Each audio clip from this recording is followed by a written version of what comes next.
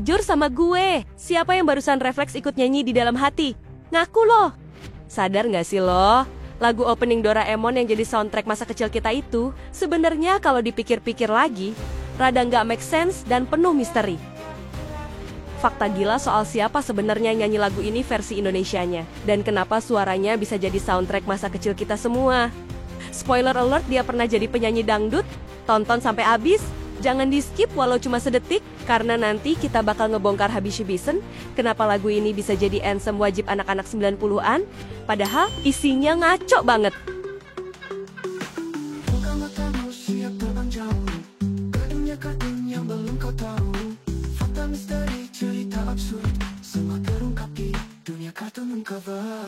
Sebelum kita mulai, ritual dulu. Komentar di bawah. Kamu dulu nonton Doraemon di channel mana? RCTI, SCTV, Indosiar, atau channel TV tetangga yang antenanya harus dipegangin terus biar gambarnya nggak hilang? Oke, kita mulai dari fakta paling dasar. Lagu opening Doraemon yang versi Indonesianya ini pertama kali menginvasi telinga kita semua di tahun 90-an. Tapi, versi asli Jepangnya yang judulnya Doraemon Nomor Uta itu dibikin tahun 1979. Ini lagu udah tua banget guys, lebih tua dari sebagian besar dari kita. Tapi anehnya, masih relevan sampai sekarang buat dinyanyiin pas lagi galau atau mager.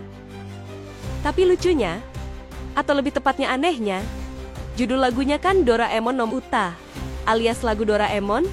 Tapi isinya 90% bukan nyeritain Doraemon, isinya malah nyeritain si Nobita yang ngeluh terus 24 jam. Coba dengerin lagi lirik pembukanya.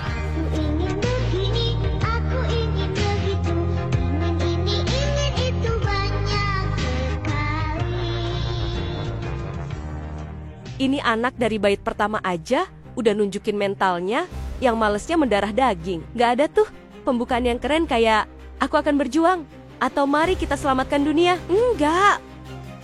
Tapi, meskipun liriknya absurd dan isinya keluhan seorang anak pemalas tingkat dewa, lagu ini sukses banget jadi icon. Kenapa? Satu kata. Relatable F, relatable as fuck, alias nyambung banget. Coba ngaku.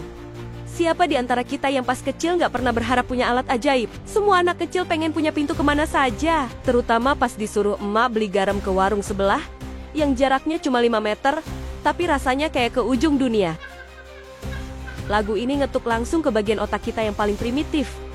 Bagian yang pengen semua serba instan, gampang, dan gak pakai usaha. Dan Nobita adalah duta besar dari bagian otak itu. Makanya, walaupun kita sebel sama kemalasan Nobita, jauh di lubuk hati kita yang paling dalam, kita semua adalah Nobita. Cuma, mungkin kita lebih pintar nyembunyiinnya aja. Oke, sekarang kita masuk ke sesi paling seru. Bedah lirik, kita bakal telaah satu persatu keabsurdan yang selama ini kita nyanyikan dengan penuh kebanggaan tanpa kita sadari. Lirik pertama, ingin terbang bebas ke angkasa. Oke valid, semua orang pengen terbang, biar bisa lihat kemacetan dari atas sambil ngetawain orang-orang yang kejebak. Tapi, lanjutannya, hey, baling-baling bambu. Cuma sepotong bambu ditempel di kepala terus bisa terbang. Ini teknologi masa depan atau mainan tradisional Sunda. Gimana cara kerjanya? Pakai baterai AA atau ditiup dulu kayak peluit? Gimana kalau lagi di atas, tiba-tiba bambunya masuk angin terus mogok? Nggak ada fitur autopilot atau parasut darurat. Lirik selanjutnya, ingin ini, ingin itu. Banyak sekali. Nobita ini bocah atau CEO startup yang lagi pitching minta pendanaan. Keinginannya banyak banget. Tapi usahanya nol besar. Dia pengen nilai bagus tapi nggak mau belajar. Pengen jago olahraga, tapi lari aja udah ngos-ngosan. Pengen Shizuka naksir, tapi kelakuannya minus. Ini anak definisi dari ekspektasi setinggi langit. Realitas sedalam palung Mariana. Dan yang paling lucu, Doraemon selalu jadi solusi. Robot dari abad ke-22 yang katanya canggih, tapi kok kelakuannya kayak kita-kita juga, dikit-dikit panikan, sering banget tidur pas lagi dibutuhin. Dan kadang alatnya malah error. Tiap ada masalah, reaksinya bukan tenang ngeluarin alat. Tapi, gimana ini sambil nangis? Fix, ini kucing dari masa depan tapi anxiety-nya level sekarang. Mungkin dia juga punya quarter life crisis versi robot. Tapi mentalnya selembut tahu sutra. Mungkin sebelum dikirim ke masa lalu, dia nggak lulus tes psikologi robot, makanya dikirim buat tugas berisiko rendah. Ngurusin satu bocah pemalas. Taunya ngurusin Nobita lebih stres daripada Perang Dunia Ketiga.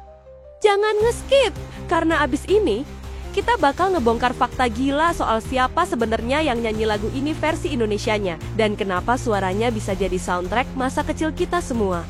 Oke, kita semua hafal suaranya, suara yang ceria, polos dan ikonik itu. Tapi siapa orang di baliknya? Apa dia artis Jepang yang jago bahasa Indonesia? Atau jangan-jangan Doraemon sendiri yang nyanyi? Penyanyi versi Indonesia lagu opening Doraemon yang paling legendaris itu seorang penyanyi Indonesia asli bernama Dayana Sucipto. Siapa dia? Nah, ini yang seru. Beliau adalah seorang penyanyi yang dulunya sering banget nyanyi di acara-acara TVRI. Bayangin, dari panggung resmi TVRI ke dunia fantasi Nobita. Dan soal rumor dangdut tadi, itu bukan ngaco. Beliau emang penyanyi serba bisa yang juga pernah merilis album dangdut. Gokil nggak tuh? Tapi ini dia bagian yang paling bikin miris sekaligus jadi misteri terbesar. Coba lo perhatiin lagi ending kredit Doraemon versi lama. Ada nggak nama beliau disebut? Nggak ada. Beliau nggak pernah dikredit di endingnya Doraemon. Jadi sebenarnya suaranya nyangkut di kepala jutaan anak-anak Indonesia selama puluhan tahun. Tapi namanya lenyap kayak kantong Doraemon yang hilang sebelah. Atau kayak duit di dompet pas tanggal tua. Ini gila banget. Suara beliau jadi bagian tak terpisahkan dari masa kecil kita.